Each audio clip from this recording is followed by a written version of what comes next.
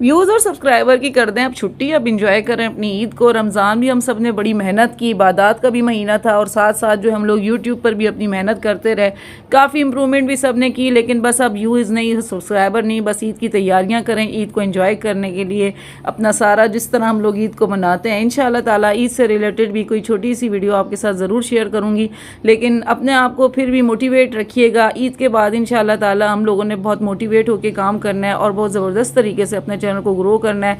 Channel grow करना ही हम सबका बहुत बड़ा ड्रीम है और वो होगा, फिर दोबारा हम आगे घूम फिर के व्यूज़ सब्सक्राइबर। तो अब बस व्यूज़ और सब्सक्राइबर की करते हैं छुट्टी और इंशाल्लाह ताला ईद की खुशियों में अपने प्यारों के साथ मिलकर अपनी ईद को एंजॉय करेंगे।